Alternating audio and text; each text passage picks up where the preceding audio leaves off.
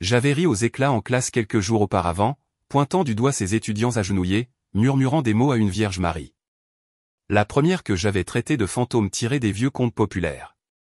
Prié en vain, avais-je lancé, la poitrine gonflée d'une fierté factice, convaincu que ma foi était la seule lumière véritable. Mais maintenant, dans ce blizzard qui avalait New York comme une bête affamée, le rire s'était transformé en cendre dans ma gorge. Le vent martelait les fenêtres de mon appartement de Brooklyn, dur comme un coup de poing, et la neige s'accumulait dehors, blanche et impitoyable, transformant les rues en un labyrinthe gelé. Mon cœur battait follement dans l'obscurité, et un cri perça l'air, celui des chats, ma fille de 5 ans, venant du lit à côté du mien. Sa toux était rauque, comme si l'air luttait pour entrer dans ses poumons, et la fièvre la consumait de l'intérieur. Une pneumonie que les médecins déclaraient incurable. Pas de greffe à temps. Je tombais à genoux sur le sol froid, les mains levées vers le plafond fissuré. Oh mon Dieu, pourquoi? Pourquoi elle? Elle qui vient d'apprendre à sourire? Le silence répondit, lourd comme du plomb, brisé seulement par le faible bourdonnement du chauffage. Je suis Nadir Al-Harid, professeur de littérature à l'université de New York, un homme qui a fui la Syrie il y a 10 ans, échappant aux bombes qui ont emporté mon père et laissé ma mère agrippée au Coran comme à une bouée de sauvetage. Elle m'avait enseigné les prières quotidiennes, le jeûne qui purifie l'âme. Et j'étais arrivé ici, dans cette ville de gratte-ciel et de cœur vide, pensant que la foi me protégeait. Mais New York m'a brisé petit à petit. Et dans cette tempête de 2023 qui avait tout paralysé, je l'ai enveloppé dans des couvertures, son foulard glissant en mèche moite, et me suis précipité à l'hôpital. La neige collait à notre peau comme des larmes gelées. Dans la chapelle de l'hôpital, j'ai aperçu une statue de femme en bleu, des yeux qui semblaient me juger, remuant quelque chose de profond en moi. Dans ma poche, je sentais une rose séchée trouvée dans la rue enneigée, son léger parfum me tenant par un fil. Alors que je vous raconte ceci, vous qui écoutez maintenant, n'hésitez pas à laisser en commentaire la ville ou le pays d'où vous nous suivez. C'est une immense joie d'entendre des gens du monde entier, tissant des liens dans cette toile d'histoire qui nous remplit d'espoir. Et si cela éveille quelque chose en vous, un simple j'aime ou un abonnement à l'intercession de Marie aide à diffuser cette lumière à plus de cœurs. Pensez au nombre de vies qui se touchent ainsi dans la prière partagée. Cette nuit-là, le destin n'est pas venu comme le tonnerre, mais comme un chuchotement glacial dans les rues de New York, m'invitant à un abandon que je ne comprenais pas encore. Des jours après ce blizzard qui me laissait les os endoloris et le cœur en lambeaux, je me suis traîné de nouveau dans le monde. Traînant les pieds sur le campus de NYU comme si chaque pas était un combat. L'automne peignait les arbres de rouge et d'oranger, comme le sang frais de vieux poèmes que j'aime enseigner. Mais maintenant, il semblait juste me vider de l'intérieur. L'air sentait les feuilles humides et le café fort, le genre qui brûle la langue et secoue l'esprit pour une autre ronde à faire semblant que tout allait bien. Esha toussait toujours à la maison, surveillée par une babysitter musulmane dévote pendant que je me rendais en classe. Mais je portais son poids dans ma poitrine comme une pierre chaude qui ne bougeait pas. Ma foi, cette encre que ma mère m'avait donnée pendant les nuits de Damas avec le Coran ouvert sur ses genoux comme une carte du paradis, me guidait toujours. Je me suis faufilé dans la salle de bain du département pour les prières de midi, éclaboussant mon visage d'eau froide et murmurant des sourates qui promettaient le soulagement. Allah est le miséricordieux, le compatissant, répétais-je, mais les mots sonnaient creux comme des échos dans une grotte vide. Je suis entré dans la salle de classe du bâtiment de littérature, pièce 247, les murs tapissés d'affiches fanées d'écrivains morts. Rumi avec son regard sage, Dante avec cette couronne de laurier qui ressemblait à une blague. Les étudiants étaient déjà dispersés au pupitre en bois usé, des visages d'une vingtaine d'années venus des 4 coins du globe. Il y avait Jamal, le gamin syrien comme moi avec une barbe hirsute et des yeux qui questionnaient tout. Sophia, la latina aux longs cheveux noirs, portant toujours un crucifix discret autour du cou. Et Miguel, le portoricain silencieux qui griffonnait des cartes dans ses cahiers pendant les cours. J'étais le professeur Nadir Al-Farid, l'homme venu de la poussière de la guerre pour enseigner comment les mots construisent des ponts entre les dieux et les hommes. J'ai commencé le cours avec l'odeur de moisi des vieux livres dans l'air, les pages imprégnées d'encre et de temps. Ouvrant la divine comédie de Dante à la section purgatoire. Regardez ici, dis-je, la voix aussi stable que jamais, arpentant l'espace entre les bureaux le livre à la main, Dante descend en enfer, non par la force, mais par la grâce. C'est le voyage d'une âme, chargée de sens. L'amour qui sauve, le péché qui traîne. Qu'est-ce que cela dit de la croyance? Les étudiants se sont agités, leurs stylos crépitant. Jamal a levé la main le premier. Professeur, c'est comme le mirage de Mahomet montant aux cieux. Les deux histoires parlent de visions qui changent tout. J'ai hoché la tête, une fierté chaleureuse gonflant ma poitrine. Il voyait les connexions que je plantais, comme des graines dans un sol sec. Mais Sophia a parlé ensuite, sa voix douce comme un ruisseau. Pour moi, c'est Marie qui guide Dante dans le voyage. Elle est le pont, la mère qui intercède quand le père se sent distant. Son nom est tombé dans la pièce comme une pierre dans l'eau calme. Et j'ai marqué une pause, le livre lourd dans ma main. Cette figure que je voyais comme un joli conte chrétien, mais fragile, une invention pour réconforter les faibles. J'ai souri, le genre de sourire que les professeurs utilisent pour éviter de blesser les sentiments, et j'ai répondu, intéressant, Sophia, mais considéré. Dans la tradition islamique, nous n'avons pas besoin d'intermédiaire. Allah entend directement, pas de voile ni de rose. Ces images mariales sont poétiques, bien sûr, mais dangereuses. Elles détournent de la pure vérité. Ma voix était sortie plus forte que je ne le voulais, faisant écho au rire que j'avais laissé échapper quelques jours auparavant, me moquant de leurs prières. Les étudiants ont échangé des regards, et Miguel a baissé la tête, traçant des lignes invisibles sur son papier. Le cours a coulé comme une rivière, débattant des versets. Le feu de l'enfer de Dante contre les flammes de l'épreuve du Coran. Le paradis comme un jardin éternel. J'arpentais l'espace, gesticulant avec mes mains calleuses à force de tourner tant de pages. L'odeur de café brûlé de la cafetière dans le coin se mélangeait à ma sueur nerveuse. En apparence, j'étais le maître, disséquant les textes comme un chirurgien, enlevant les tumeurs de l'illusion. La littérature n'est pas juste une histoire, disais-je, m'arrêtant devant la fenêtre donnant sur Washington Square Park, où les feuilles tourbillonnaient comme des confettis d'un enterrement. C'est un miroir de l'âme humaine, pleine de doutes et de désirs. Dante utilise Marie comme un symbole, mais au fond c'est l'intellect qui libère, pas une dévotion aveugle. Jamal a ri en signe d'accord, et pendant un instant je me suis senti fort, le gardien de la raison dans un monde de superstition. Mais vint ensuite la pause, l'intervalle de 10 minutes où ils sortaient fumer ou vérifier leur téléphone, me laissant seul avec le livre ouvert. L'odeur du vieux papier m'étouffait comme une confession non dite. Je me suis perché sur le bord du bureau du professeur, les jambes pendantes, et j'ai sorti le petit journal que je gardais caché, un carnet à couverture noire, aux pages froissées de notes hâtives.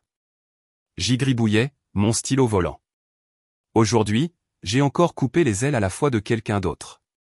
Et chatousse toute la nuit, et mes prières semblent n'être que de la fumée. Allah est tout-puissant. Pourquoi le silence? Et si ce n'est pas absurde, cette statue à l'hôpital, des yeux qui suivent comme dans la lettre de grand-mère, à moitié brûlée par maman, mais elle en a gardé un morceau. La dame des roses entend les égarés, même ceux qui se moquent du jardin. J'ai arrêté, mon stylo tremblant. Grand-mère, dont je me souvenais à peine, une femme voilée qui racontait des histoires mêlées les nuits de villages libanais, des prières musulmanes avec des soupçons de quelque chose de plus doux, comme des hymnes murmurés à une mère céleste. Maman appelait toujours ça la folie de la guerre. Mais ces mots me collaient maintenant, comme la rose séchée que je portais encore dans ma poche, des pétales froids contre ma peau. J'étais l'homme qui riait des miracles, qui voyait la Vierge Marie comme une ombre poétique chez Dante, pas une force réelle. Mais la nuit à l'hôpital, avec Écha dormant avec des tubes dans le nez et moi veillant à ses côtés, écoutant les infirmières catholiques murmurer des chapelets à voix basse, quelque chose s'est brisé. Illusion pour les faibles, pensais-je, mais la pensée me faisait mal parce que et si c'était moi le faible, accroché à une raison qui ne pouvait pas sauver ma fille? La cloche a sonné, lointaine, et le cours a repris. Je me suis levé, m'éclaircissant la gorge.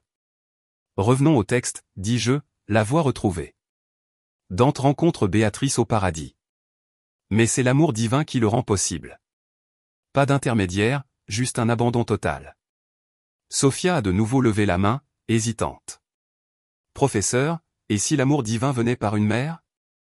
Ma grand-mère disait, Marie est comme la lune. Elle reflète la lumière du soleil vers nous, en bas. J'ai marqué une pause, l'odeur de café devenant aigre dans l'air, et j'ai répondu lentement, peut-être, Sophia. Peut-être que les histoires touchent plus que nous ne le pensons, mais attention aux voiles. Ils peuvent autant aveugler qu'illuminer. Les étudiants ont pris des notes, et Jamal m'a fait un clin d'œil comme si nous étions sur la même longueur d'onde. Mais à l'intérieur, le journal brûlait dans ma poche, et le doute grandissait comme une racine dans une terre assoiffée. J'ai terminé le cours avec une citation de Rumi. Au-delà des idées de bien et de mal, il y a un champ? Je vous y rencontrerai. Les mots venaient facilement mais résonnaient vides, car dans ce champ je me sentais perdu, avec Esha attendant à la maison et mon rire insensé encore frais dans ma mémoire. Quand la cloche a sonné de nouveau, ils sont sortis, leur sac à dos tapant contre leur dos, et je suis resté, rangeant les papiers avec des mains légèrement tremblantes. Le campus dehors brillait sous le faible soleil de l'après-midi, les feuilles dansant dans le vent comme des prières sans réponse. J'ai pensé appeler l'hôpital, vérifier sa fièvre, mais au lieu de cela j'ai rouvert le journal une fois de plus, ajoutant, s'il y a un champ au-delà, pourquoi ma fille y souffre-t-elle? Et cette dame des roses, rit-elle aussi de moi? J'ai refermé le carnet d'un coup sec, la respiration lourde, et suis sorti dans l'air frais, l'odeur de l'automne m'enveloppant comme un câlin réticent. Le cours n'avait été qu'un autre masque, une danse de mots pour cacher le vide. Mais quelque chose dans l'air était en train de changer, subtil comme le parfum d'une fleur pas encore éclose. Alors que je retournais au métro, le poids des chats me tirant vers le bas, je ne voyais pas la scène se préparer. Pas dans la salle de classe avec ses livres et ses débats, mais dans les ombres que je portais, attendant le prochain acte. Le destin aime une scène inattendue, et la mienne était sur le point de s'illuminer d'une manière que je n'aurais jamais imaginée. La pluie tombait fine et têtue cet après-midi d'automne, comme si le ciel de New York pleurait des secrets que personne n'osait dire à voix haute. J'ai quitté la classe avec mon parapluie tordu à la main, les gouttes tambourinant sur le nylon comme des doigts impatients sur une table. Le campus était glissant, les flaques d'eau reflétant la lueur jaune des lampadaires, et l'air sentait la terre humide mêlée à la vapeur des hot-dogs des vendeurs de rue. Mon téléphone a vibré dans ma poche. La voix de la baby-sitter, basse et inquiète. Esha a un peu mangé, mais la toux est revenue forte. Rentrez vite, monsieur Nadir. Mon estomac s'est noué comme une main invisible le serrant, et j'ai répondu d'un « oui ». J'arrive, mais mes jambes m'ont emmené dans l'autre direction, vers le petit café du coin de la 5e avenue, où le groupe d'études se réunissait tous les jeudis. J'avais besoin de voix autour de moi, de quelque chose pour me distraire du silence de la maison vide, où le Coran ouvert sur la table de la cuisine semblait m'accuser d'avoir échoué. L'endroit s'appelait Brood Awakening, un trou exigu dans le mur avec des tables en bois marquées. Des murs couverts de gribouillis d'étudiants, des cœurs brisés, des citations de Shakespeare et de Rumi mélangées. L'odeur d'espresso fort et de pâtisserie sucrée m'a frappé comme une gifle amicale lorsque j'ai poussé la porte, la clochette tintant au-dessus. Ils étaient là, déjà à la table du fond. Sophia dans son manteau vert foncé, faisant couler de l'eau sur le sol. Jamal essuyant ses lunettes avec une serviette en papier. Miguel avachi sur sa chaise, les bras croisés comme s'il gardait un secret. Professeur, appela Sophia, saluant d'un sourire qui illuminait son visage malgré la pluie. Je les ai rejoints, retirant ma veste trempée et commandant un thé noir fort. Pas de lait, rien pour adoucir le tranchant de mon esprit. Désolé d'être en retard, dis-je, la voix humide. La ville est un marécage aujourd'hui. Jamal a ri, son aboiement court pour briser la glace. C'est New York, professeur. Elle verse toujours quelques larmes les mauvais jours. Nous avons parlé lentement au début, comme d'habitude, des papiers étalés avec des notes de cours, des passages de Dante soulignés en rouge. Des questions sur le lien entre le purgatoire et les épreuves de Job. La vapeur montait chaude de ma tasse de thé, me brûlant les doigts, et je sentais la poignée en céramique comme un rappel que le monde tournait toujours, même avec Esha toussant seul à la maison. Sophia s'est penchée en avant, ses yeux bruns pétillants sous la faible lumière de la lampe. Professeur, vous souvenez-vous de ce que vous avez dit à propos de Marie et Dante? Qu'elle n'est qu'un symbole. Ma mère jure qu'elle est réelle. L'année dernière, quand papa a perdu son travail, nous avons fait une neuvaine, 9 jours à prier le chapelet. Le 10e, le téléphone a sonné avec une offre d'emploi. Coïncidence? Je ne pense pas, sa voix était douce, comme le clic des perles de chapelet que j'imaginais dans sa poche. Et le groupe a marqué une pause, les tasses en l'air, attendant mon avis. J'ai siroté le thé, son goût amer glissant comme une vérité non demandée, et j'ai dit, belles histoires, Sophia. Elles nous donnent de la force, comme les contes du prophète qui apaisent les longues nuits. Mais au fond, c'est Allah ou Dieu, peu importe comment vous l'appelez, qui déplace les pièces. Les intermédiaires ne sont que des échos poétiques. Jamal a hoché la tête rapidement, essuyant de nouveau ses lunettes. Exactement, professeur. Ma famille à Alep parlait d'anges, pas de mère. Mais bon, si ça marche, pourquoi pas? Je prie Salah tous les jours. Et regardez, J'ai eu un A à cet examen de physique que je détestais. Il a donné un léger coup de poing à Miguel, qui s'est enfin agité, la voix basse comme une confession murmurée. Je ne prie pas beaucoup, mais il y a ça. L'année dernière, overdose. Je me suis réveillé à l'hôpital avec une nonne à côté de moi priant Notre-Dame de Guadeloupe. Elle a dit que Marie m'avait ramené. Je lui ai ri au nez, mais me voilà. Le silence est tombé alors, lourd comme la pluie tapant la fenêtre du café, et j'ai ressenti une oppression dans ma poitrine, faisant écho à la toux des chats. Vous et vos croyances, dis-je, forçant un léger rire. Vous êtes comme des personnages d'un roman, chacun avec votre héros invisible. Je l'envie parfois. Ma fille est malade, une pneumonie qui ne veut pas partir, et mes prières heurtent des murs. Les mots m'ont échappé sans que je le veuille, bruts comme la pluie dehors, et leurs yeux se sont écarquillés, surpris par la fissure dans mon armure de professeur. Sophia a traversé la table, touchant mon bras avec des doigts chauds et fermes. Esha ? Oh, professeur, que Dieu la protège. Dites-nous en plus si vous voulez. J'ai hésité, son contact comme une étincelle sur une peau sèche, mais les mots ont coulé. Elle a 5 ans, toussant comme si le monde essayait de lui voler son souffle. Les médecins parlent de greffe, mais de longues listes, des attentes interminables. Je lui lis des sourates de guérison du Coran la nuit, mais... Ma voix s'est brisée. Et Jamal a terminé. Je comprends. Mon petit frère a vécu ça pendant la guerre. Nous prions ensemble, et un jour il a tourné le coin. Miracle ou chance ? On garde ce qui apporte la paix. Miguel s'est penché, sa voix gagnant en force. Peut-être mélangée. J'ai vu un imam dans le Bronx prier avec des chrétiens. Il a dit, Dieu est un, seuls les noms changent. Le café semblait plus petit maintenant, leur voix résonnant comme des fantômes amicaux sur les murs humides. Et Sophia a sorti un simple chapelet de sa poche, des perles de bois lisse. Prions pour elle. Juste une minute. Vous n'avez pas besoin d'être catholique. C'est juste envoyer de bonnes ondes. Ils se sont liés, leurs mains formant un cercle lâche sur la table. Jamal hésitant mais tendant la main. Miguel fermant les yeux lentement. Sophia murmurant doucement. Je vous salue Marie, pleine de grâce. Je suis resté à l'écart, les bras croisés, regardant la vapeur de monter s'évanouir comme mes doutes. Mais quelque chose s'est produit. Une chaleur est montée dans ma poitrine, lente et douce, comme si l'air du café portait un parfum caché. Des roses fraîches au milieu de la pluie. Ce n'était pas l'odeur de l'endroit. C'était à l'intérieur. Un picotement sur ma peau, comme des mains invisibles serrant les miennes. Esha a flashé dans mon esprit, riant dans un rêve que je n'avais pas eu. Et pendant une seconde, le nœud dans mon estomac s'est desserré. Quand ils se sont arrêtés, Sophia a ouvert les yeux. Voilà, elle va s'en sortir, professeur. Marie écoute tout le monde, même les sceptiques. J'ai ri, le son forcé comme un écho creux. Vous êtes des romantiques incurables. J'apprécie, mais ma foi n'a pas besoin de prêt. À l'intérieur cependant, ces mots sont restés, se mêlant à la lettre de grand-mère que j'avais lue dans le journal la nuit précédente. La dame des roses guérit les cœurs brisés, même ceux qui piétinent le jardin aveuglément. Le groupe est retourné au livre, mais la conversation a coulé différemment maintenant, plus légère, comme la pluie s'apaisant dehors. Jamal a raconté l'histoire d'un oncle à Dubaï qui jurait avoir vu des anges au combat. Miguel a esquissé rapidement une carte sur une serviette, marquant un point miracle d'un X tordu. Sophia a lu un psaume en espagnol, sa voix dansant comme du miel. J'ai écouté, intervenant avec quelques bribes. Un verset de Rumi sur l'amour joignant le ciel et la terre. Un conte syrien où des voisins de mosquées et d'églises partageaient du pain en période de famine. Le contact des mains résonnait toujours sur ma peau, chaud comme une promesse non demandée, et le parfum de rose. Où était-ce mon imagination ? Il persistait faiblement, me faisant frotter le nez.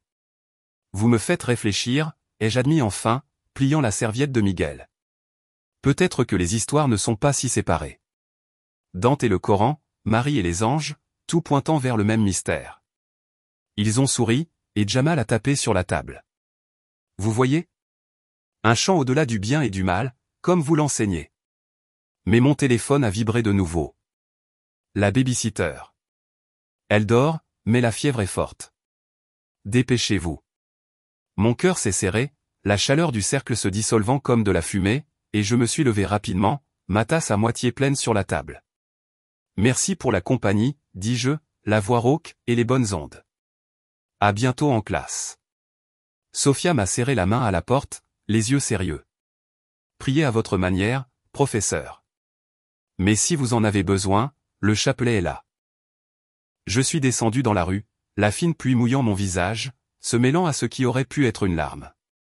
Le métro a grondé sous terre, et je me suis appuyé contre la porte, le balancement comme un bateau sur une mer agitée. Ces voix, celles de Sophia, de Jamal, de Miguel, tourbillonnaient dans ma tête, des couches de foi que j'avais moquées en classe, mais qui touchaient maintenant quelque chose de doux en moi. La rose séchée dans ma poche s'est un peu écrasée quand je me suis agité, des pétales secs me piquant la cuisse, et j'ai de nouveau pensé à grand-mère, sa voix fantomatique venant d'une lettre à moitié brûlée. Elle vient les jours de pluie avec des fleurs que personne ne plante. En rentrant, l'appartement sombre m'a accueilli avec la respiration lourde des chats sur le moniteur. Je me suis agenouillé près de son lit, la main sur son front chaud, et j'ai prié la salade de l'après-midi, des mots familiers roulant comme des pierres lisses. Mais à la fin, un murmure m'a échappé. S'il y a une dame, aidez-la.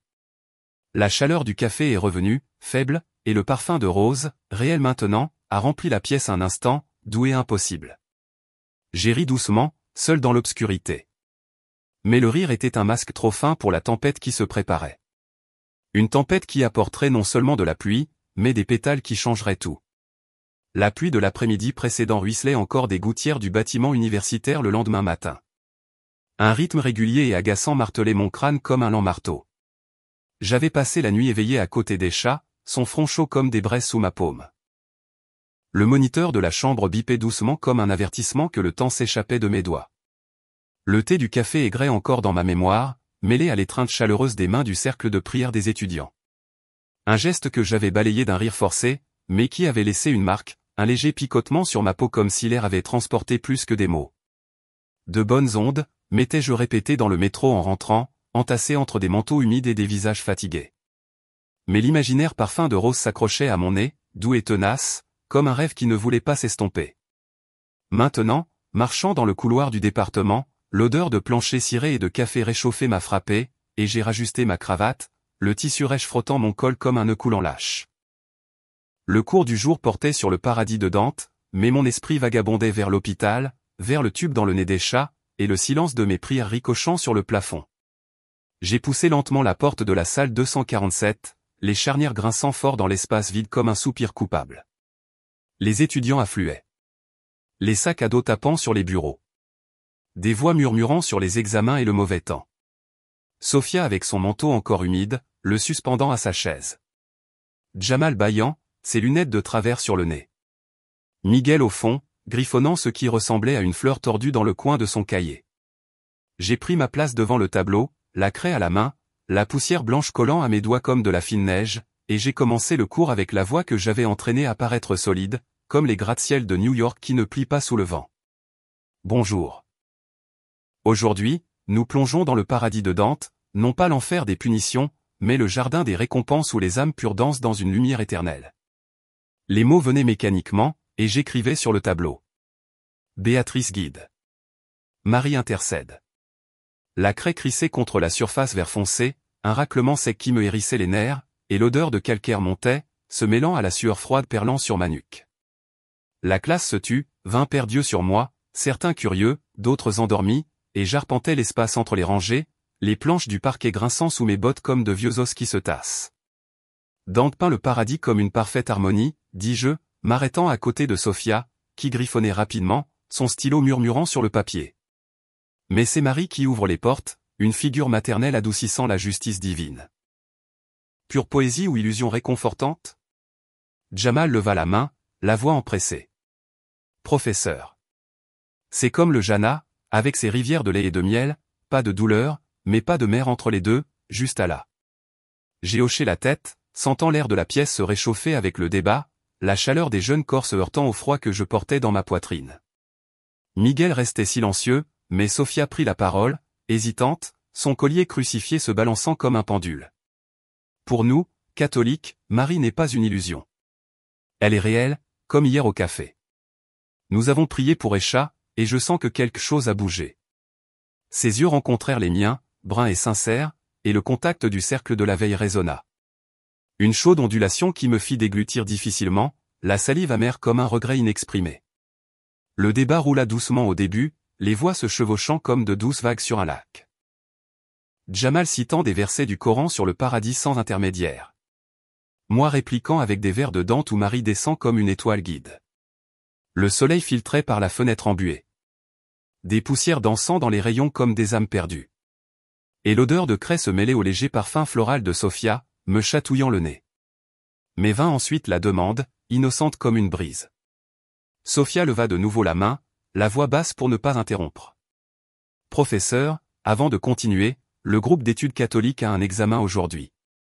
Pouvons-nous faire une courte prière? Juste un je vous salue Marie, très doucement. Ça ne prendra pas longtemps. Elle sourit timidement, et 3 autres étudiants, des latinos comme elle, avec des médailles cachées sous leur chemise, hochèrent la tête, se penchant en avant sur leur siège. L'air de la pièce changea instantanément, un silence expectant tomba comme un lourd rideau, et je me figeai à mi-chemin. La craie glissa de ma main avec un clic sec sur le bureau du professeur, résonnant comme un coup de feu étouffé. Tout ralentit alors, comme si le temps s'étirait en fil mince, chaque seconde se déroulant paresseusement. Je sentis le sang pulser dans mes tempes, chaud et rapide, mon cœur battant contre mes côtes comme un oiseau en cage. Le souvenir d'Echa s'abattit, sa tour rauque la nuit dernière. Son petit corps tremblant sous les draps. Les médecins secouant la tête avec des yeux fatigués. Pas de greffe. C'est critique. Et là, dans la salle de classe, ces étudiants s'inclinant légèrement, les lèvres bougeant silencieusement, murmurant des mots à une femme que je voyais comme une ombre dans des pages anciennes. Le rire monta dans ma gorge avant que je ne puisse l'avaler. Un gargouillement grave qui s'intensifia, explosant en un halètement fort et coupant qui rebondit sur les murs comme du verre brisé. Je vous salue Marie dans ma classe. Ma voix sortit stridente, plus forte que je ne le voulais, résonnant dans l'espace confiné, et les étudiants se redressèrent lentement, les yeux écarquillés, se tournant vers moi. Sophia rougit, ses joues s'épanouissant en rouge comme des feuilles d'automne, et baissa rapidement la main, le crucifix arrêtant son balancement avec un léger tintement. Je me suis levé lentement du bord du bureau, les jambes lourdes comme du plomb, sentant le tissu de mon pantalon frôler mes cuisses, le cuir de mes bottes grinçant sur le sol. J'avais un goût de rose dans la bouche, amer et métallique. Mais je n'ai pas arrêté. La fierté, ou était-ce la panique, me poussait en avant. Vous, avec vos chapelets tintants comme des bibelots de carnaval, pensez qu'une figure de conte de fées va réparer de mauvaises notes ou de mauvais destins.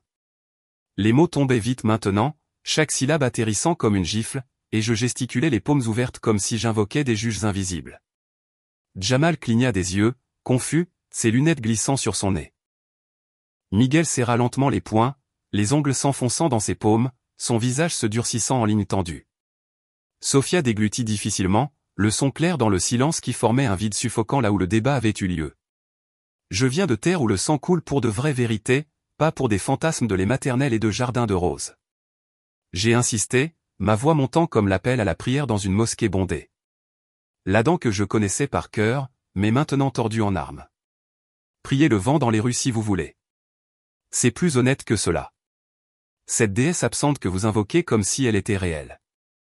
L'air de la pièce s'épaissit, chargé d'un silence qui blessait les oreilles, comme le bourdonnement après une grosse cloche. Les étudiants catholiques, Sophia, les 3 autres, baissèrent la tête, les épaules voûtées comme des feuilles flétries, et un murmure s'échappa de l'un d'eux, trop bas pour être saisi, mais suffisant pour me faire marquer une pause. L'odeur de craie me donnait maintenant l'impression d'avoir de la poussière de cimetière dans la gorge, et le soleil sur la fenêtre frappa mon visage, chaud et accusateur, soulignant la sueur qui coulait sur mon front. J'arpentais l'espace de droite à gauche, mais pas lourd, résonnant, sentant les regards, certains choqués, d'autres baissés. Jamal fixant le sol comme s'il pouvait l'engloutir.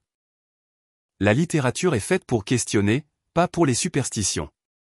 J'ai terminé, ma voix se brisant à la fin, rauque comme la toux des chats, et je me suis tourné vers le tableau, griffonnant une ligne erronée qui cassa la craie en deux, les morceaux blancs cliquetant sur le sol. Ils sont partis lentement, un par un, les pupitres grinçant à mesure qu'ils se levaient, les sacs à dos bourdonnant contre leur dos. Sophia la dernière, les yeux embrumés, brillant comme des flaques de pluie, murmurant un « excusez-moi » que j'ai à peine entendu. La porte a claqué doucement derrière le dernier, et le silence m'a englouti, un vide serrant ma poitrine comme des mains froides. Je me suis effondré sur la chaise du professeur, le bois dur me mordant le dos, et j'ai enfoui mon visage dans mes mains, peau, sueur et odeur de craie se mêlant au goût salé des larmes que je ne laisserai pas couler. Le rire d'il y a quelques minutes résonnait dans ma tête, faux et vide, comme un écho dans une caverne, et le remords vint lentement, une vague rampante montant de mes entrailles, brûlante comme de l'acide. Que ai-je fait, murmurai-je à l'air immobile, ma voix tremblante, et le poids des chats s'abattit de nouveau, plus lourd, comme si ma colère avait aussi volé l'air de sa chambre. Seul maintenant, la pièce semblait plus grande, les murs se refermant lentement, et je tâtonnais ma poche de pantalon, des doigts tremblants, trouvant la rose séchée du blizzard, des pétales écrasés, froids comme des os, mais avec un léger parfum montant, doux contre l'amertume de ma bouche. Un éclair me frappa, rapide comme la foudre. Grand-mère dans un lointain souvenir, son visage ridé sous son voile, murmurant une nuit de village libanais. Elle entend aussi les moqueurs, Nadir, et répond par des fleurs, pas des épines. J'écrasai la rose dans ma paume. Des épines invisibles me piquèrent la peau, et un mince filet de sang chaud coula entre mes doigts. Rouge vif contre les morceaux de craie blanche sur le sol. La cloche de l'université sonna au loin, marquant la fin de l'heure. Mais pour moi, quelque chose s'était brisé là. Une mince fissure dans l'armure que je portais comme foi. Je me levai lentement, essuyant mes mains sur mon pantalon, laissant des taches brunes, et me dirigeai dans le couloir vide, mais pas résonnant comme un jugement. À ce moment-là, le ciel dehors s'éclaircit, les nuages se séparant lentement, mais je ne le vis pas, je ne sentis que le vide, un trou implorant d'être rempli, et le destin, cruel et bon, tissait déjà sa réponse dans les ombres de ma maison, où Esha attendait, et l'impossible commençait à germer. La porte de la classe résonnait encore dans ma tête comme une porte claquant sur une prison que j'avais bâtie moi-même, lorsque mon téléphone sonna dans ma poche. Un bourdonnement insistant coupant l'air vide du couloir comme un couteau. C'était la babysitter, la voix tremblante et urgente. Professeur Nadir, l'état d'Esha s'est aggravé. Sa fièvre est montée si haut qu'elle peut à peine ouvrir les yeux. Venez tout de suite. Mon cœur cessa de battre, le monde basculant comme un bateau dans une mer déchaînée, et je courus, marchai, courus dans les escaliers du bâtiment, évitant l'ascenseur lent, mes pas gémissant sous mes bottes comme des os qui craquent. Dehors, le ciel de New York s'était assombri prématurément, de lourds nuages roulant de l'Hudson River comme de la fumée d'un combat lointain, et l'air mordait la peau de dents glacées, annonciateur d'un autre blizzard que les nouvelles promettaient pour cette nuit d'automne virant à l'hiver. Le métro était bondé, les corps pressés les uns contre les autres, l'odeur de manteaux humides et de colonnes bon marché m'étouffant, mais je le remarquais à peine, l'esprit tourbillonnant. La moquerie en classe, les yeux baissés de Sophia, le silence que j'avais bâti comme un mur, maintenant s'écroulant sur moi. J'entrai dans la maison à bout de souffle, les clés tintant dans mes mains tremblantes, et l'appartement de Brooklyn m'accueillit d'un silence pire que n'importe quel cri, un vide ponctué par le léger sifflement de l'humidificateur dans la chambre des chats. L'endroit était petit, des murs minces recouverts de tapis persans fanés que ma mère avait envoyés de Syrie il y a des années. Des motifs de fleurs et d'arabesques censés apporter la paix, mais qui n'étaient maintenant que des ombres dansantes sous la faible lumière de la lampe. Le Coran gisait ouvert sur la table de la cuisine, les pages cornées par un trombone rouillé à la sourate de la miséricorde, me fixant comme un juge patient. La babysitter, une femme au hijab gris nommée Fatima, sortit de la chambre les yeux rouges, les mains tordant son châle. Elle a tellement toussé qu'elle a vomi. J'ai appelé l'hôpital, mais les rues bloquées par le blizzard sont en train de fermer. Je lui fis un signe de la main rapide, la voix rocailleuse. Allez-y, je m'en occupe. Et j'entrai dans la pièce, l'air chaud et humide me frappant comme un mur de fièvre. Esha était allongée sur le lit étroit, son petit corps enfoncé dans les draps fleuris que j'avais achetés à une foire de rue d'été. Quand elle courait encore après les papillons, riant dans le parc. Sa peau brûlait à mon contact. Chaude, sèche, comme le désert de Damas sous le plein soleil. La fièvre montait, et un feu intérieur dévorait sa vue. Ses boucles noires collaient à son front moite, et sa respiration venait par courts halètements, rauques comme des feuilles sèches traînées par le vent.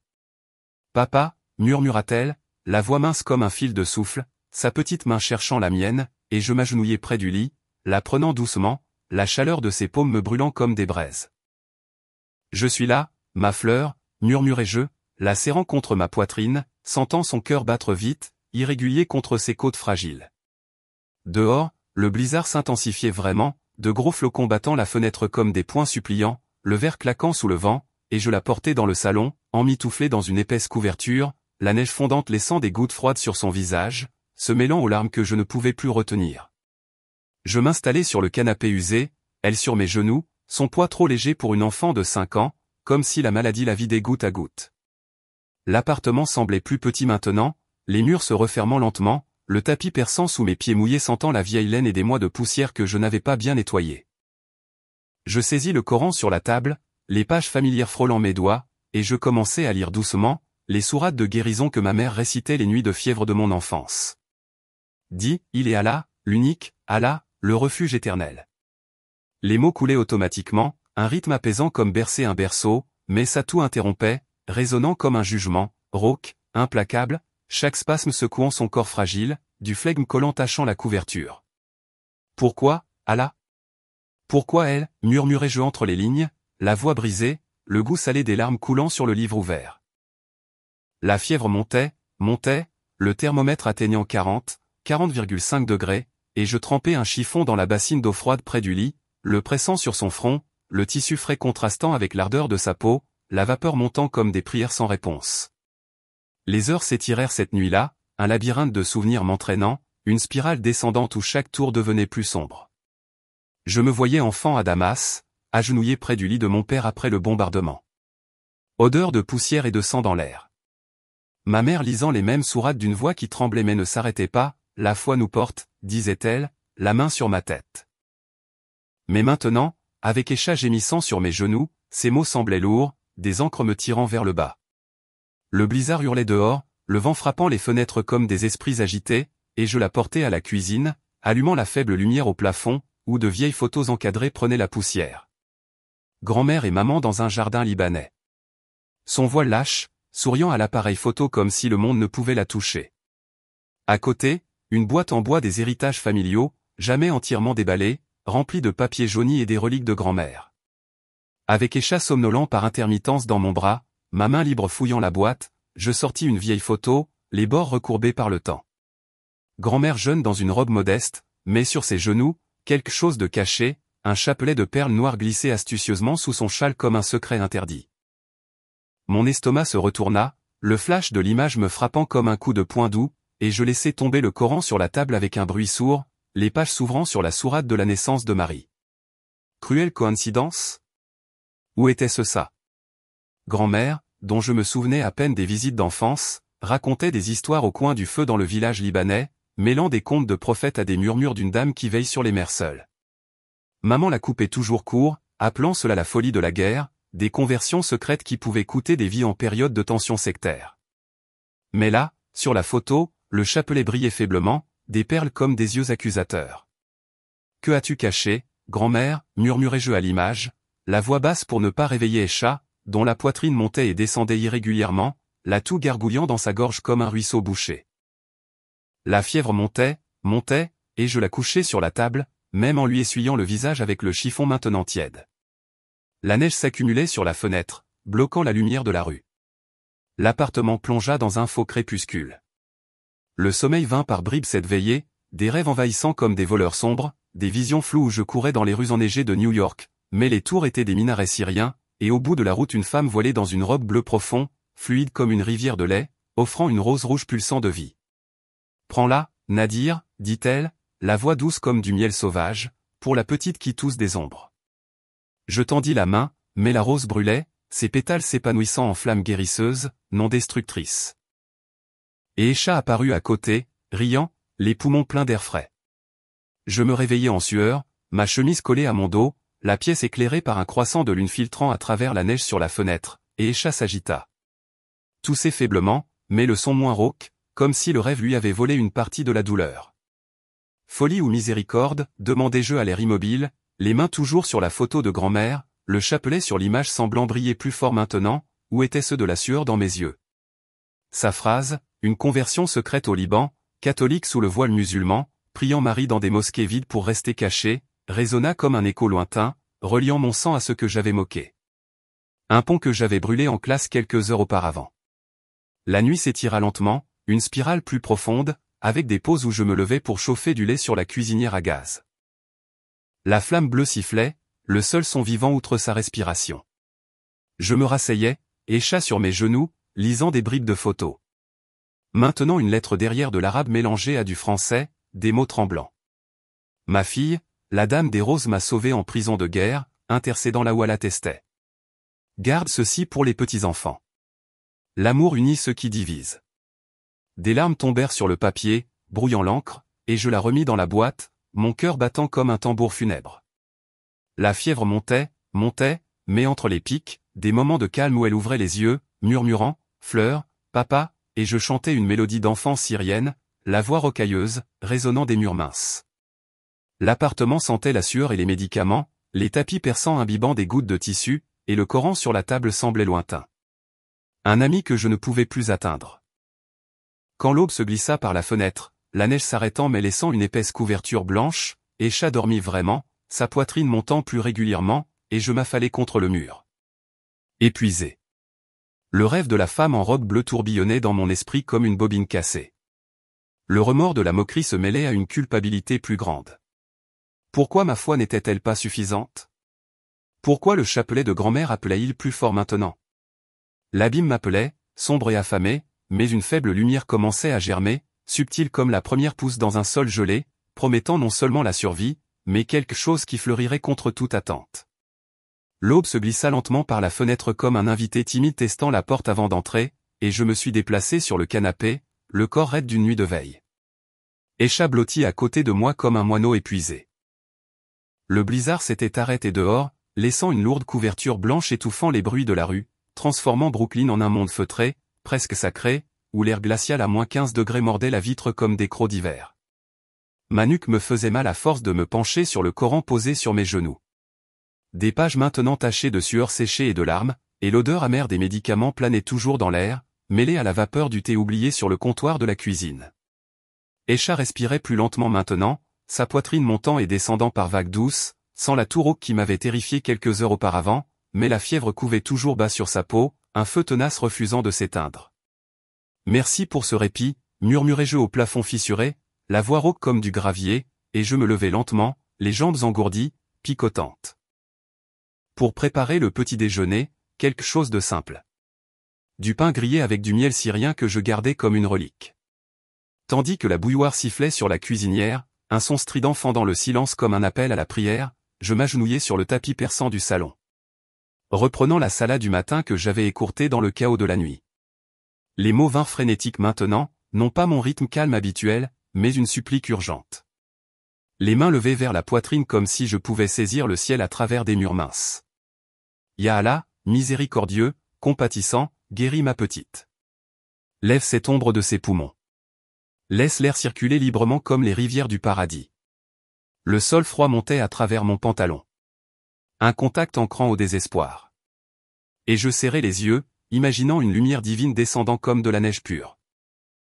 Mais au lieu de la paix, l'épuisement pesait sur mes épaules comme si ma supplique frappait à une porte fermée. La prière terminée, je me tenais debout, frissonnant, non seulement de froid, mais d'un vide croissant dans ma poitrine, faisant écho aux remords de la classe, au visage baissé des étudiants, au rire que j'avais jeté comme une pierre dans l'eau calme. J'ai moqué les fleurs, pensais-je en me grattant la barbe non rasée. Et maintenant ma propre fleur se fane. Je portais Aisha dans sa chambre, son corps léger dans mes bras, et la couchai dans son lit, avec précaution, glissant la couverture jusqu'à son menton. Ses boucles noires éventaient sur l'oreiller comme des racines dans un sol fertile. La chambre était minuscule, les murs bleu pâle pour rappeler le ciel de Syrie qu'elle n'avait jamais vu, et la fenêtre poussiéreuse donnait sur l'allée enneigée où un faible soleil luttait contre les nuages. Je me tournai pour prendre un verre d'eau sur la table de nuit, mais quelque chose arrêta mon pas, un éclat vert sur le rebord intérieur de la fenêtre, minuscule comme une illusion d'optique. Je clignai des yeux, me frottant les yeux fatigués, et m'approchai lentement, les planches du parquet grinçant sous mes pieds nus, le froid montant comme un avertissement. Là, sur le rebord poussiéreux, saupoudré de flocons fondus que j'avais oublié d'essuyer, de fines pousses s'élevaient, de tendres feuilles vertes enroulées comme des doigts de nouveau-né pressant contre la vitre givrée.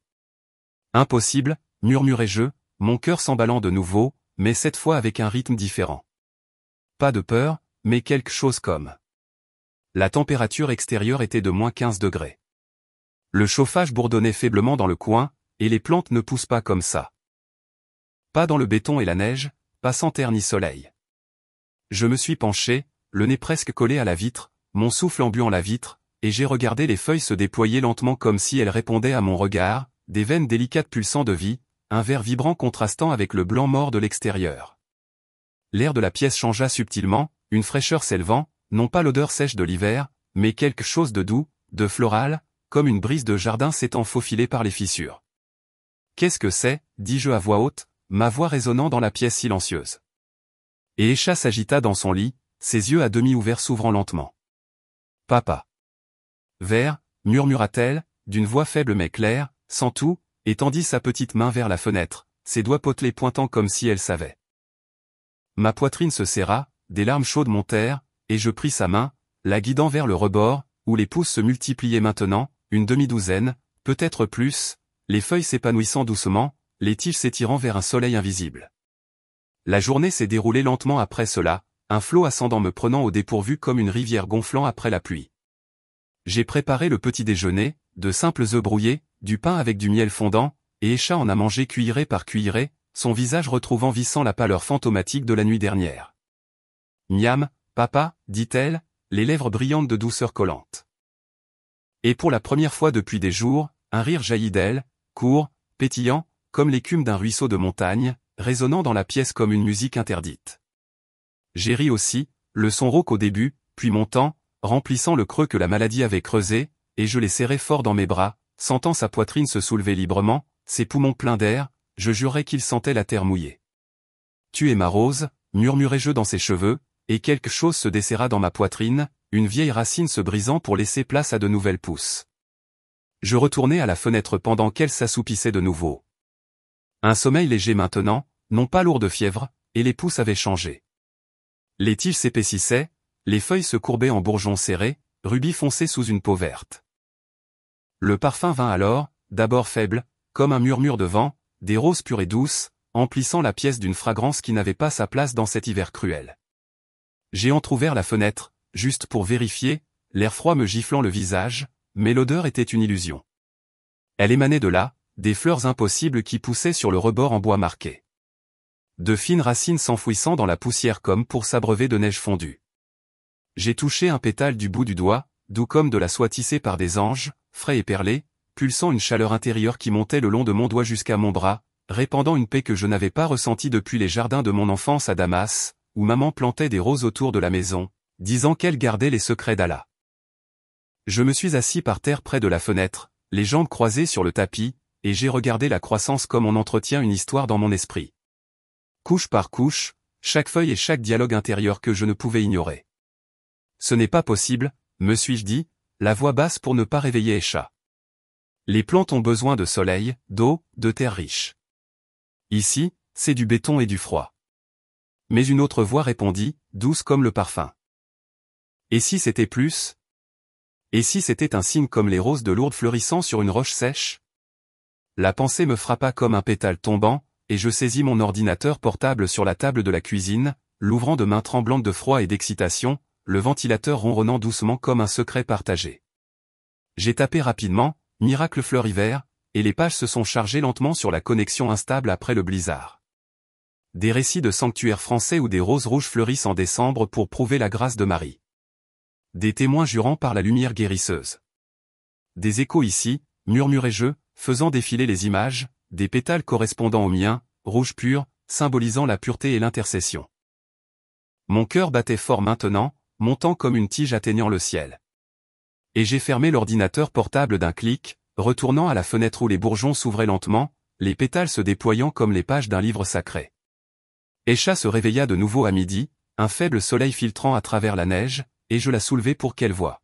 « Regarde, ma fleur, le jardin est éveillé. » Elle rit plus fort, ses mains claquant la vitre d'un léger tapotement, et les bourgeons répondirent, s'épanouissant pleinement, des roses rouges éclatantes remplissant le rebord comme un bouquet vivant. Le parfum se répandit dans la pièce, doux et enveloppant, se mêlant au drap frais que j'avais changé plus tôt, et je cueillis une rose, la fine tige dans ma paume, les pétales effleurant ma peau comme le baiser d'une mère. Je l'ai touchée lentement, sentant la douceur, la petite rosée comme des larmes de joie, et la paix descendit, fluide et chaude, balayant la moquerie, le remords, la maladie, la peur. Marie, murmurai-je aux fleurs, le nom étrange sur ma langue, mais juste comme une racine trouvant de l'eau. Aisha désigna, ses grands yeux brillants. M&A, papa. Et c'était ça. Des roses groupées en un motif subtil, des tiges courbant des initiales. M pour Marie, A pour Aisha, entrelacées comme des mains jointes dans la prière. Le reste de la journée s'écoula comme une rivière en crue, ascendante et vivante. J'ai cuisiné une soupe aux lentilles, la vapeur montant, une odeur réconfortante, et Aisha a mangé seule pour la première fois, la cuillère tremblante mais ferme, un rire ponctuant chaque gorgée. J'ai appelé l'hôpital, la voix plus calme maintenant. Elle s'est améliorée pendant la nuit, la fièvre est basse. L'infirmière catholique au téléphone, la même que j'avais vue réciter des chapelets, dit « Loué soit Dieu ». Ou, elle, qui sait? J'ai ri doucement, le son vrai maintenant, et j'ai raccroché, retournant dans la pièce où le jardin poussait. Plus de roses, des pétales tombant doucement sur le rebord, formant un tapis rouge, que j'ai balayé dans une vieille tasse-vase. Le parfum remplissait maintenant toute la maison, imprégnant les coins sombres. Et je me suis assis avec Aisha sur mes genoux, lui lisant des morceaux de Coran mélangés à un hymne de grand-mère. Je me suis soudain rappelé, Dame des roses, couvre-nous de ton manteau. Les mots dansaient sur ma langue, le dialogue intérieur se transformant en prière partagée, et elle s'endormit en souriant, les poumons libres comme des ailes.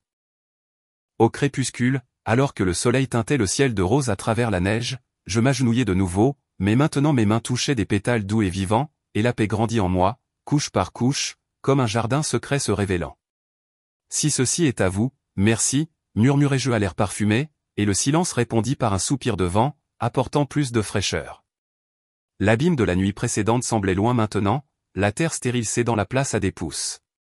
Et je vis pour la première fois que la grâce ne vient pas dans le tonnerre, mais dans des fleurs défiant le gel. Le jardin chuchotait des secrets.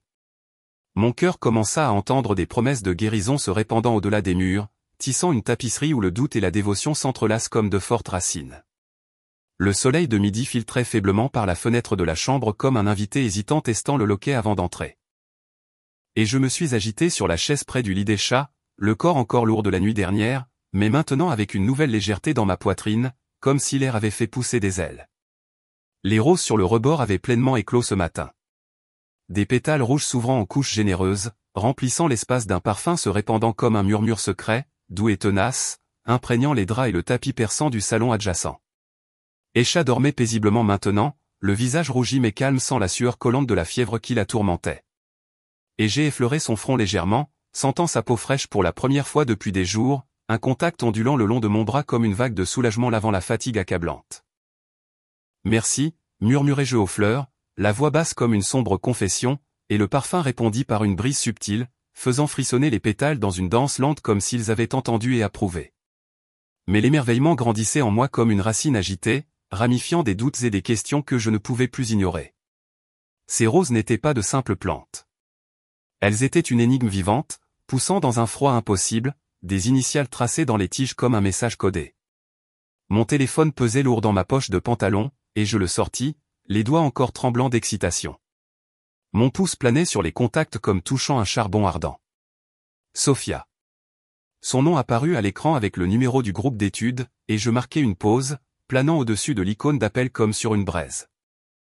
Elle va rire, pensai-je, reflétant mon propre rire en classe quelques jours auparavant. Mais le parfum de rose me poussa, doux, insistant, et je composai le numéro. La sonnerie parut lointaine comme l'écho d'un puits, et quand elle décrocha, sa voix était surprise et chaude comme le thé du café. Professeur Nadir, êtes-vous sûr que tout va bien? J'avalai difficilement, le son clair en ligne, et je dis, venez voir quelque chose. Je ne peux pas expliquer au téléphone. C'est important. Un battement court mais lourd, et elle dit, j'arrive. Adresse? En attendant, l'appartement semblait s'animer selon son propre rythme onirique, s'installant là où les sons du jour, le lointain bourdonnement du trafic post-neige, la goutte du robinet de la cuisine se mêlaient à des échos plus profonds. Des voix non pas de l'extérieur, mais de l'intérieur, se superposant comme un rêve éveillé. Je parcourais la pièce, mes pas doux sur les planches grinçantes comme de vieux os qui se tassent, et les roses semblaient pulser, les pétales s'ouvrant plus largement, libérant un nectar invisible adoucissant l'air. Aisha se réveilla lentement, ses grands yeux se fixant sur les fleurs, et elle s'étira les bras. Plus jolie maintenant, papa. Elle chante. Je ris, le son ondulant, léger, et la soulever, la portant à la fenêtre, où le parfum nous enveloppa comme un manteau éthéré.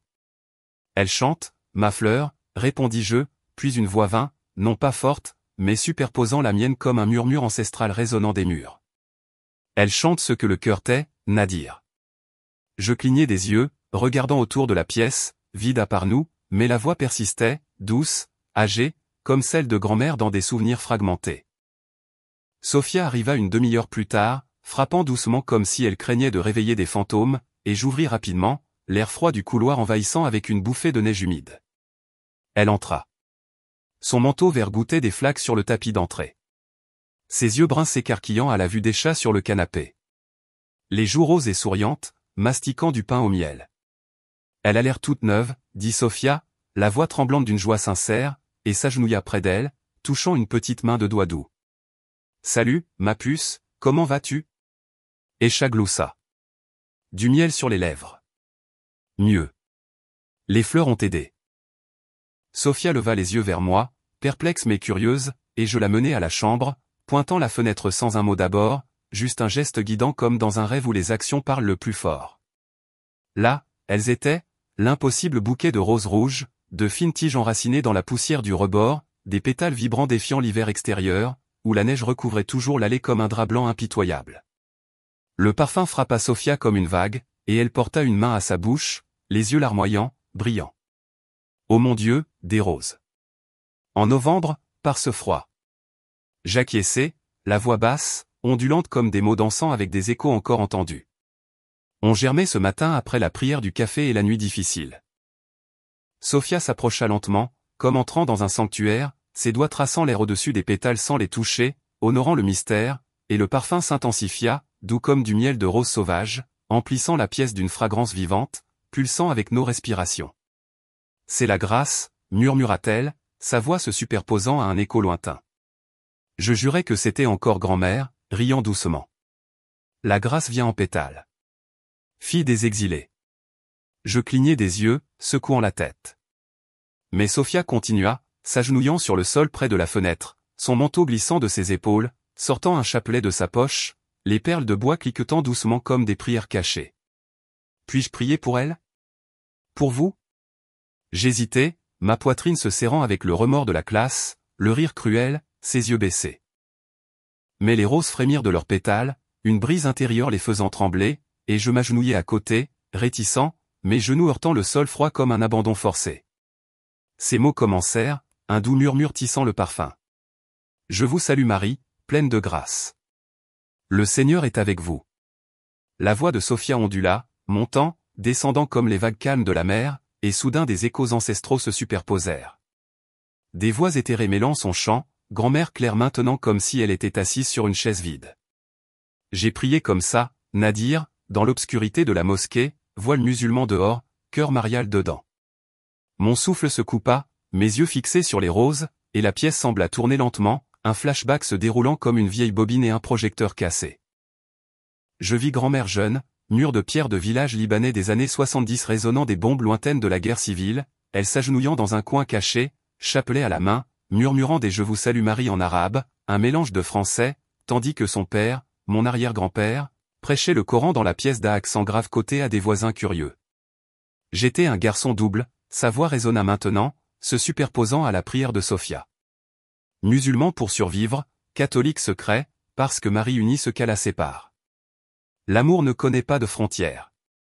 Des larmes chaudes me coulèrent sur le visage, salées dans ma barbe, et je m'essuyai le dos de la main, sentant les pétales proches me toucher comme un réconfort.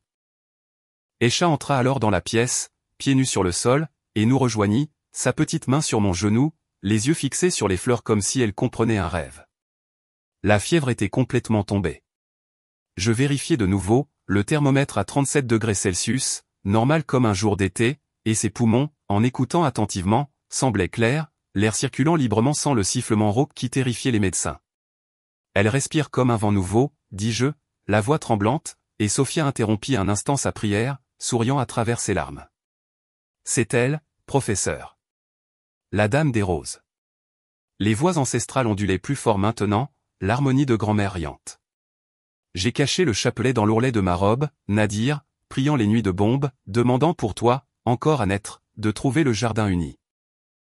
Ma poitrine s'ouvrit comme de vieilles racines s'étirant, liant le sang libanais au parfum des fleurs, et je serrai les mains de Sophia, réticent mais inévitable, sentant les perles du chapelet cliquer contre ma peau, chaude comme la paix forgée dans le fer. Puis un nouvel élément, le murmure des roses. Un pétale lâche dériva lentement, flottant dans l'air parfumé comme une douce feuille d'automne, et atterrissant dans ma paume ouverte, il formait des lignes subtiles, des veines traçant un verset de Rumi en arabe fluide que je connaissais par cœur mais jamais vu ainsi. Au-delà des idées de bien et de mal, il y a un chant. Je vous y rencontrerai. L'amour divin unit ce que la peur divise. Le parfum éclata alors, doux, enveloppant, emplissant la pièce comme un câlin collectif, et les voix fusionnèrent. Grand-mère, Sophia, même Escha murmurant l'amour en chœur éthéré. Ondulant les murs, un écho lointain comme l'appel de la mosquée mêlé à la cloche de l'église. Je pleurais ouvertement maintenant. Des sanglots discrets secouant mes épaules mais sans douleur. Une libération purifiant les ombres de la moquerie. Le silence des anciennes prières. Grand-mère, pourquoi maintenant, demandai-je à l'air, et la réponse vint dans une brise, sa voix s'adoucissant. Parce que le petit-fils s'est moqué, et elle répond par des fleurs parlantes. Sophia me serra la main. Le chapelet enlaçait nos doigts, et elle reprit la prière. Sa voix se renforçant, ondulante comme un rêve, nous enveloppant. Tandis qu'Escha applaudissait doucement, gloussant aux pétales tombant comme des confettis de grâce. La pièce pulsait de vie maintenant. Les minces murs de l'appartement semblaient s'étendre, laissant entrer les échos de Damas, de Beyrouth, les voix ancestrales dansant, les voix actuelles dans une tapisserie invisible. La fièvre d'Escha avait disparu, ses poumons aussi propres que l'air des montagnes, et je sentais la guérison se répandre. Non seulement son corps, mais le mien, purifié, balayant la fierté rigide de la foi, ouvrant un espace pour un amour unifié.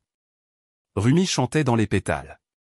Sophia termina par un doux « Amen », et nous restâmes agenouillés, le parfum nous baignant comme une pluie de roses, les voix s'estompant lentement, laissant un silence béni ponctué du rire des chats. Lorsque Sophia se leva, son manteau sur les épaules, les yeux brillants comme les miens, elle dit « Cela change tout, professeur. Apportez-le en classe, montrez-le. » J'ai hoché la tête, mais à l'intérieur, les rêves ondulaient encore. Les échos de grand-mère murmurant au revoir. Le manteau est à toi maintenant, petit-fils. Utilise-le pour unir. Escha la serra dans ses bras à la porte, et Sophia brava la nuit de neige fondue, quittant l'appartement plus léger comme si des fantômes étaient partis en paix. Je retournai aux roses, touchant le pétale du verset de Rumi, sentant le soulagement des mots sur ma peau douce, et mon cœur se calma d'un nouveau battement harmonieux. Passé, présent, danse maintenant, tissant un manteau de grâce couvrant les fissures, promettant non seulement la guérison mais un pont où le doute se transforme en dévotion en pétales unifiés. L'après-midi tombait lentement sur Brooklyn comme un voile gris traînant sur des épaules fatiguées, et je me suis agité dans la cuisine, l'odeur de la soupe aux lentilles persistant encore. Le poêle chaud éteint, l'air mélangé d'un doux parfum de rose envahissant maintenant chaque recoin de l'appartement. Sophia était partie il y a des heures, laissant un silence non pas vide mais résonnant. Les voix ancestrales de grand-mère agitant la mémoire. Son chapelet cliquetant doucement dans mes mains. Le rire d'Escha comme une nouvelle cloche. Ma fille jouait maintenant. Sur le tapis du salon, empilant des blocs de bois colorés, des tours tordues. Son corps se déplaçant avec une énergie que je reconnaissais à peine. Pas de tout. Pas le poids de la chaîne de la fièvre. Regarde, papa. Grande mosquée, cria-t-elle. Sa voix claire, forte, résonnant des murs minces. Et je souris. Sur le seuil de la porte. Le cœur débordant. La paix. Les mots ne pouvaient la contenir. Mais le ciel dehors s'assombrissait vite. D'épais nuages de l'Atlantique roulaient comme des vagues de fureur. Le vent hurlait de nouveau. Annonciateur de pire. Le blizzard d'abord, les voisins l'appelaient la bête de novembre. Jurant d'arrêter toute la ville. Je m'assis à côté d'elle sur le sol, les jambes croisées sur le tapis perçant, sentant maintenant la vieille laine, les fleurs fraîches, et saisis un bloc rouge. L'empilant lentement, des tours de rose en bois miniature, sans les faire tomber. Oui. Mosquée avec des fleurs, répondis-je. La voix douce, le contact des pétales encore ressenti au doigt. Et Chari. Un son d'applaudissements angéliques invisibles. Mais à l'intérieur, un point culminant se formait, une confession montant comme la fumée d'encens, une récitation liturgique lourde des péchés, non pas une liste sèche, mais le rythme d'un psaume, chaque mot tombant dans un puits profond. Je me suis moqué, ma petite, lui murmurai-je, mais à moi-même, les yeux fixés sur les tours de bloc, le vent frissonnant frappant la fenêtre. En classe, j'ai ri des prières que je ne comprenais pas. J'ai coupé les ailes aux chercheurs de lumière. J'ai vu l'ombre. Le psaume intérieur roulait maintenant, un verset coranique rythmique que je connaissais. Ô Seigneur, entends le fou qui parle fort, fais taire son cœur. Pardonne le piétineur du jardin, qui appelle la fleur sacrée une mauvaise herbe. Le vent renforça son rugissement dehors, secouant la fenêtre de la chambre, et la neige recommença à tomber épaisse, collant au vert des couches blanches, bloquant la lumière de la rue, plongeant l'appartement dans un crépuscule précoce. Escha cessa de jouer, regardant la fenêtre. Papa, le monstre est de retour. Je la pris sur mes genoux, son petit corps chaud contre ma poitrine, et marchai jusqu'à la chambre, où le jardin de roses pulsait faiblement, les pétales émettant une faible lueur comme un ciel étoilé nuageux. Pas un monstre, ma fleur. Une épreuve, répondis-je, m'asseyant sur le bord du lit avec elle, et le psaume continua, la confession se répandant maintenant, des mots réels, une voix basse, un rythme de tambour de mosquée. Venu des terres de feu, la foi bouclier rigide, ici ville de glace au cœur endurci, rit de la mer intercédant appelé manteau d'illusion pour les faibles. Des larmes chaudes coulaient, salées sur ma barbe, et je laissais tomber des gouttes touchant le tapis, semblant se mélanger à la rosée des roses. Le téléphone sonna alors, coupant comme une cloche d'église. Sophia encore. La voix urgente à l'autre bout. Professeur, blizzard entendu à la radio, mauvais. Escha va bien en revenant. Besoin. Ma poitrine se serra, la vague de remords de la classe revenant, et je dis, la voix étranglée. Viens. J'ai besoin de me confesser.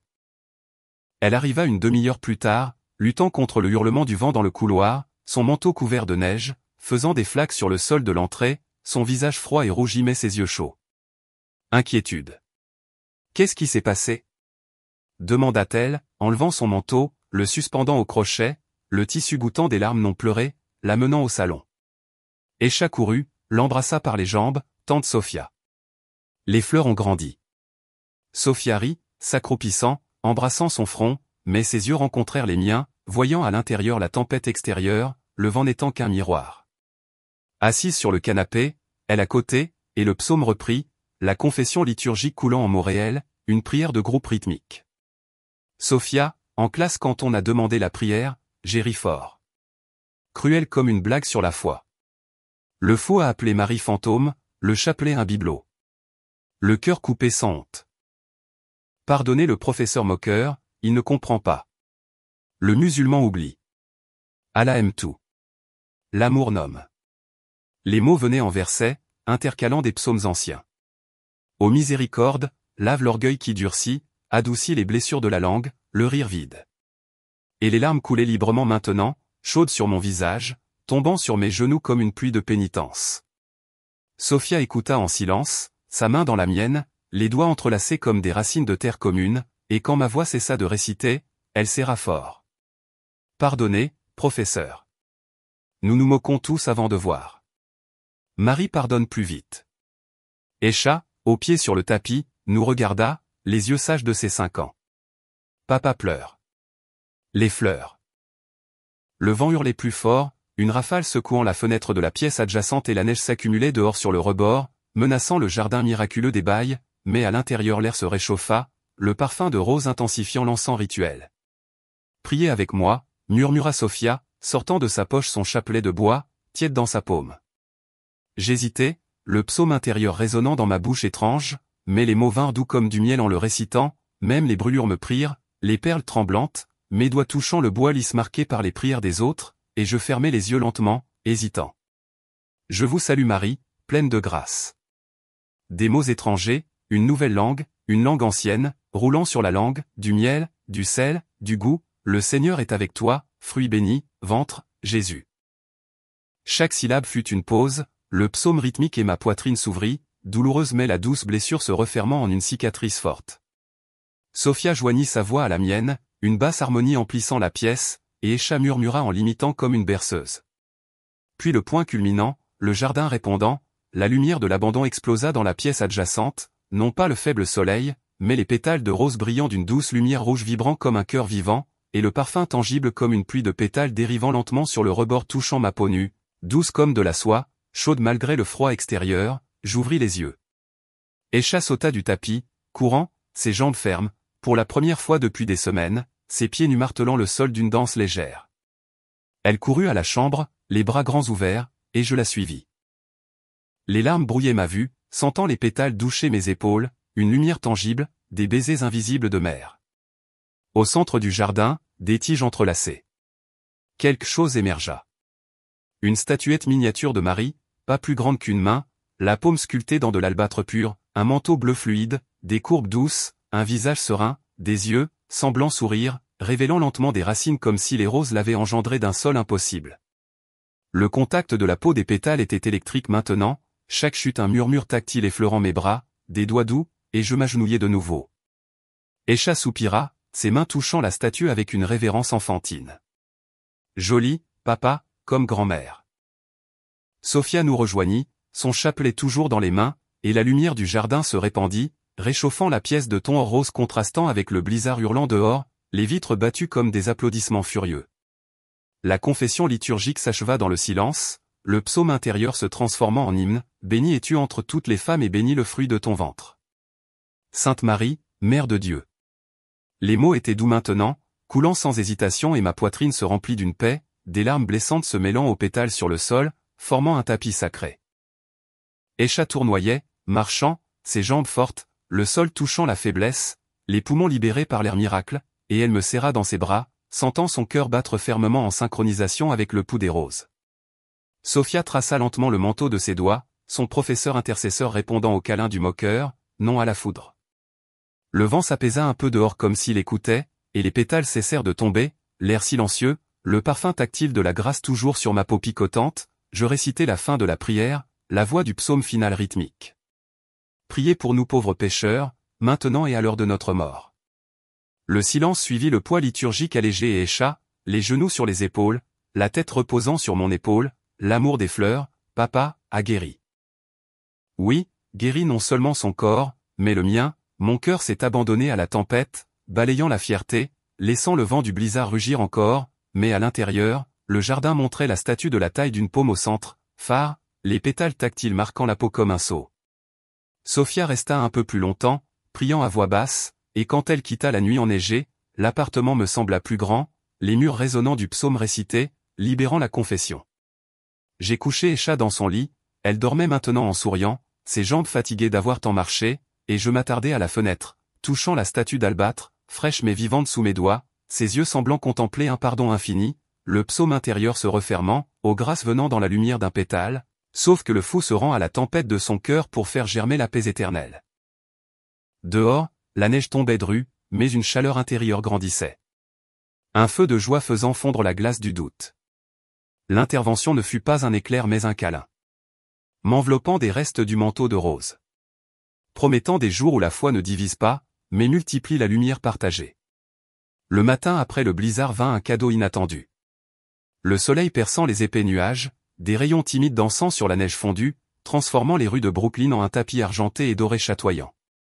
Je me suis réveillé tôt, le corps léger, ayant perdu un fardeau invisible, et le premier son que j'ai entendu fut le rire d'Esha dans la cuisine, résonnant. Non pas un faible murmure, mais un grand souffle libre, des cloches de mosquée en fête mêlées au chant des oiseaux de la fenêtre. L'appartement sentait les roses fraîches, le pain grillé, le parfum du jardin se répandant comme une toile invisible dans la pièce, connectant pétale à pétale comme si les fleurs tissaient un filet de lumière, reliant le passé au présent. Esha s'élança, ses pieds nus martelant le sol, l'enfant avait oublié le lit, pleine d'énergie, et je la rattrapai en l'air, la faisant tournoyer sur mes genoux, sentant sa poitrine se soulever forte, propre, sans ombre de tout, ses poumons pleins, ses ailes prêtes à voler. « Papa, je vole aujourd'hui » cria-t-elle, les bras ouverts, et je ris aussi, des larmes chaudes aux yeux, car la guérison n'était pas seulement corporelle, mais une toile nous unissant, des fils de grâce entrelacés dans des visions collectives d'une clarté évidente. Je préparai un petit déjeuner simple, des œufs frits dans la poêle, l'odeur des maisons syriennes, et pendant qu'Esha dévorait le pain au miel, le menton collant, je pris le téléphone pour appeler l'hôpital. Non pas la peur, mais la gratitude, la voix ferme maintenant, sans la tremblement des nuits passées. Docteur Ramirez, Nadir. Le papa des chats. Elle va bien, la fièvre est tombée, sa respiration est normale, elle mange. À l'autre bout, de longues pauses, un froissement de papier, le vent dans les feuilles, puis une voix stupéfaite, un écho de grotte. Impossible. Les tests montraient une pneumonie avancée, les poumons pleins d'ombre. Amenez-la aujourd'hui, on vérifie. J'ai raccroché en souriant, le cœur s'élargissant, les pétales du rebord, et j'ai emmitouflé Escha dans son manteau bleu, le même qu'elle portait pendant le blizzard, maintenant sec, prête pour le soleil du métro. Les roses semblaient murmurer, non pas des voix. La lumière de la fenêtre filtrait les voisins, les pétales tombaient doucement au sol, des confettis de célébration. Et Escha pointa du doigt. Des fleurs partout, papa. Le hall de l'hôpital sentait toujours l'antiseptique, le mauvais café, mais aujourd'hui la lumière, les portes vitrées des rayons dorés, filtrées par des voiles de pétales, éclaircissaient les visages fatigués des infirmières, s'arrêtant pour voir. Le docteur Ramirez nous rencontra dans la salle d'examen, son stéthoscope autour du cou comme un collier de jugement, et écouta attentivement Escha, ses yeux s'écarquillant derrière ses lunettes. Les poumons clairs comme si aucune infection n'avait jamais existé. La machine à rayons X bourdonna, des éclairs de lumière froide, et les images apparurent.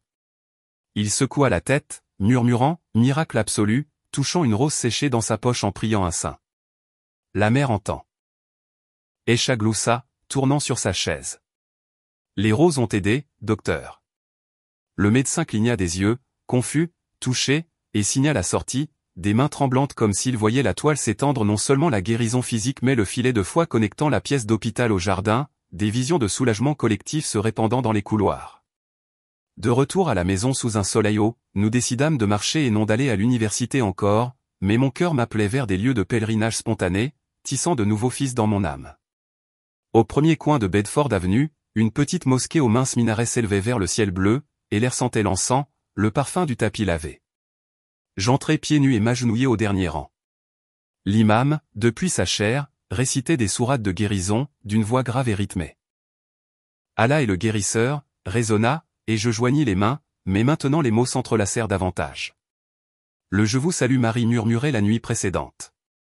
Des fils de la toile, des noms miséricordieux, des unificateurs, guérissant à travers les prières des roses. À côté, un homme à la barbe grise, paternel, se tourna. Vous rayonnez de paix, mon frère. Qu'est-ce qui a changé? Je répondis doucement. Ma fille a été guérie par un jardin d'hiver. Il hocha la tête, les yeux brillants, une vision partagée, et je quittai la mosquée, le cœur léger, la toile s'étendant pour inclure l'appel islamique aimé, non plus rigide mais flexible comme une tige de rose. L'église d'Accent grave côté, Saint-François, dans une rue parallèle, la cloche de midi m'invitait doucement à l'intérieur. L'air sentait la cire de bougies anciennes, les bancs cirés attendaient en grinçant. Je m'assis au milieu, la lumière des vitraux sur le sol peignait des couleurs vives, un arc-en-ciel de pétales dansant comme les roses de la maison. Un prêtre âgé à la soutane fanée s'approcha lentement, remarquant l'étrangère au hijab lâche. « Bienvenue, mon fils, cherchez-vous quelque chose ?» Je regardais la statue de Marie sur l'autel, sereine et souriante sous son manteau bleu, faisant écho à la miniature de ma chambre, et les mots déferlèrent. Rempli d'un flot expansif sur la guérison de ma fille, le pardon du moqueur. Il s'assied à mes côtés, une main sur mon épaule, écoutant mon histoire de pneumonie, de rose, la confession de Sophia, ses yeux s'illuminant au filet que Marie tissait, unissant mosquée, autel, une toile d'araignée sacrée. D'une voix basse, il récita le chapelet, les perles cliquetant, reliant les fils, et je repartis, la poitrine d'un métal simple, un syncrétisme fleurissant, une double fleur musulmane et mariale, Allah et la mer, une harmonie dans mon cœur s'étendant. L'après-midi me trouva sur le campus universitaire, la neige fine recouvrait encore le sol mais les étudiants étaient vivants, courant entre les bâtiments, les feuilles sèches s'envolant avec le vent. La salle 247 m'attendait, les bureaux vides, mais j'entrai, un vase improvisé à la main, des roses de soie fraîchement cueillies, rouges et parfumées, la lumière des hautes fenêtres dansant comme une bénédiction. J'avais envoyé un SMS au groupe d'études, pour un cours supplémentaire collectif. Venez voir un miracle. Ils arrivèrent au compte-gouttes. Sophia la première, les yeux écarquillés. Escha courant dans le couloir. Jamal la mâchoire tombante. Miguel un sourire discret de celui qui sait. Je m'assis au bureau du professeur, le vase au centre, et la révélation jaillit, un fil expansif connectant la toile de prière. J'avais moqué mes amis en classe, ri de leur prière appelée vaine illusion, le chapelet un mensonge, mais elle avait souri, guéri Escha, fait germer des roses dans la glace, révélant le secret de ma grand-mère priante. Les mots coulaient comme un trésor célébratoire, racontant un rythme rapide, montrant des photos du téléphone, poumon clair, jardin fleuri de pétales. La lumière de l'air filtrait sur tous les visages, des visions collectives. Sophia en larmes, Escha la serrant dans ses bras, écoutant avec un nouveau cœur. Jamal toucha la rose qui envoyait son parfum. Allah agit à travers, comme Rumi, l'amour uni. Miguel, sur son carnet, esquissa rapidement une carte de rose. Mosquée, église, le lien de la toile s'étendait là. Les étudiants formèrent un cercle lâche, joignant leurs mains comme au café, touchant maintenant des prières mélangées. Un solide Je vous salue Marie entrelacé, des voix en harmonie remplissant la pièce de lumière, les pétales du vase tombant doucement comme une pluie de grâce. J'ai confessé de nouveau avoir coupé les ailes, ma voix résonnant expansivement, mais maintenant, volez-vous, le syncrétisme guérit, non pas les corps et les divisions. J'ai hoché la tête, rire et larmes mêlées, et Escha, au centre, racontait que les fleurs disaient l'amour. Un nouvel élément vint tard l'après-midi, en rentrant à la maison. Les roses du vase, toutes celles que j'avais touchées, laissèrent tomber de minuscules graines sur le sol et je les rapportai pour les planter sur le rebord du jardin originel, à côté du lit où Escha dormait la nuit. Un coup à la porte d'en bas. Ma voisine âgée, Madame Kowalski, 70 ans, polonaise, alitée depuis des mois à cause de l'arthrite. Vos fleurs ont envoyé leur parfum de rose, guéri soudainement, regardez. Je la menai à la chambre, la lumière des pétales illuminant son visage ridé, et les roses répondirent par de nouvelles pousses sur son rebord aussi, des graines supplémentaires plantées et elle pleura, ses genoux se pliant sans douleur pour la première fois. La Marie que ma mère avait priée en Pologne, la toile se répandait maintenant, guérissant non seulement Escha mais les solitaires à côté, la grâce collective, des visions connectant les appartements, la prière urbaine. Mariannette au lit cette nuit-là, ma poitrine pleine de fils d'intrigue, une toile lumineuse tissée, mosquée, église, classe, quartier, lumière des pétales, le plafond dansant des étoiles d'espoir, Escha, centre de guérison, mais un appel plus grand résonnait, unir les divisions, fleurir le syncrétisme murmuré dans l'obscurité, merci mère, souriant, le parfum du moqueur répondait, doux, expansif, promettant que la foi ne s'arrête pas, le jardin se répand, vigne vivante, la foi ne divise pas. Elle fleurit.